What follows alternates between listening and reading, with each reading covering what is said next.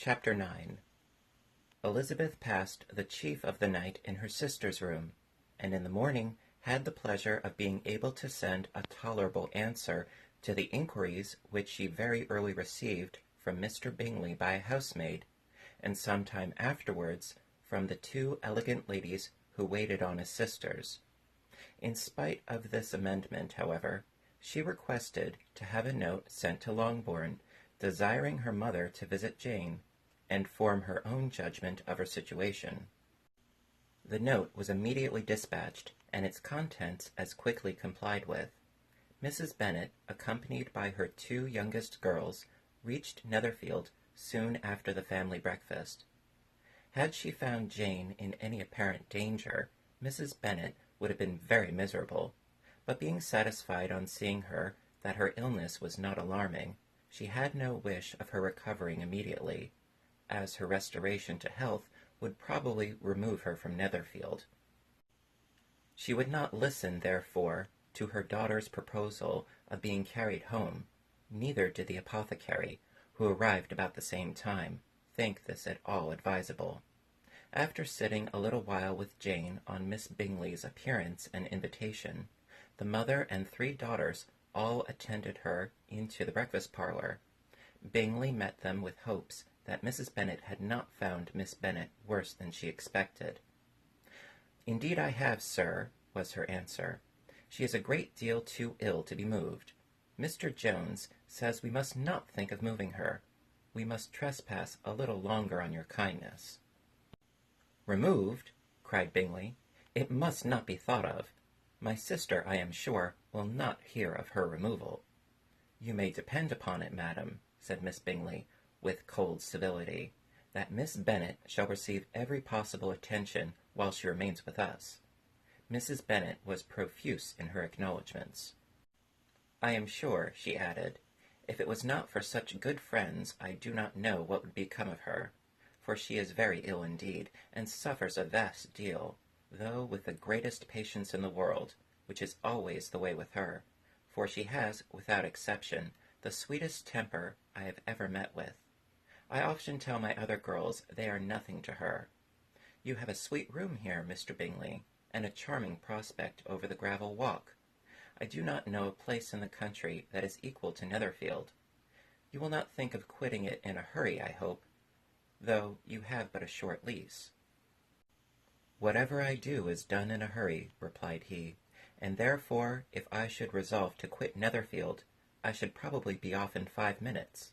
At present, however, I consider myself as quite fixed here." "That is exactly what I should have proposed to you," said Elizabeth. "You begin to comprehend me, do you?" cried he, turning towards her. "Oh, yes, I understand you perfectly. I wish I might take this for a compliment, but to be so easily seen through I am afraid is pitiful. That is as it happens. It does not necessarily follow that a deep, intricate character is more or less estimable than such a one as yours."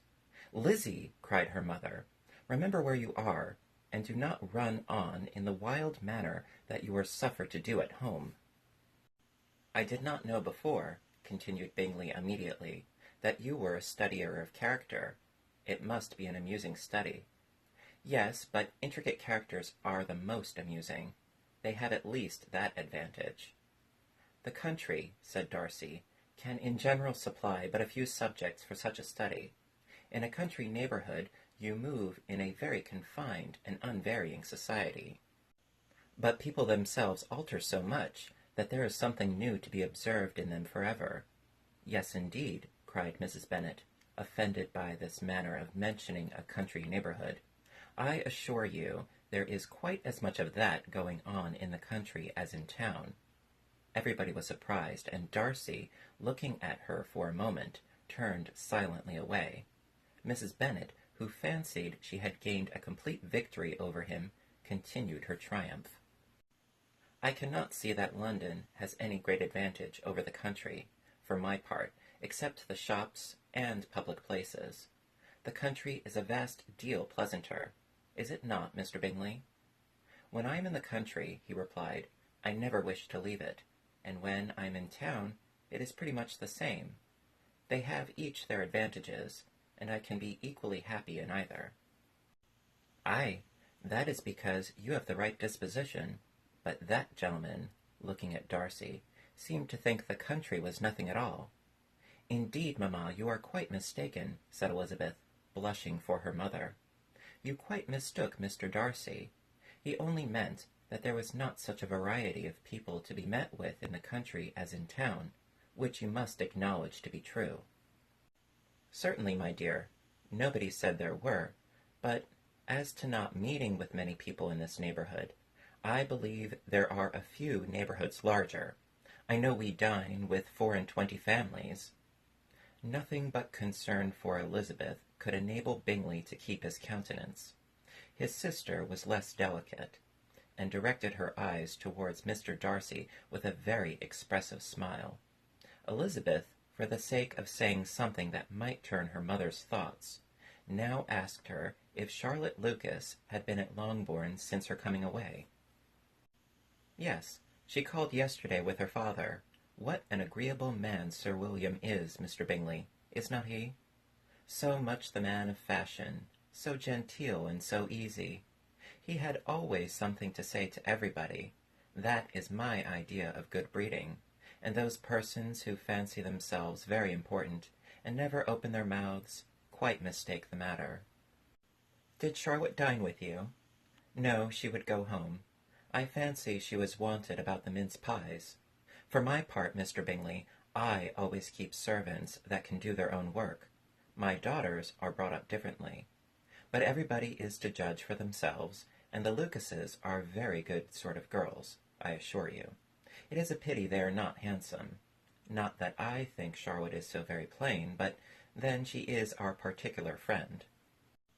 She seems a very pleasant young woman, said Bingley. Oh dear, yes, but you must own she is very plain. Lady Lucas herself has often said so, and envied me Jane's beauty.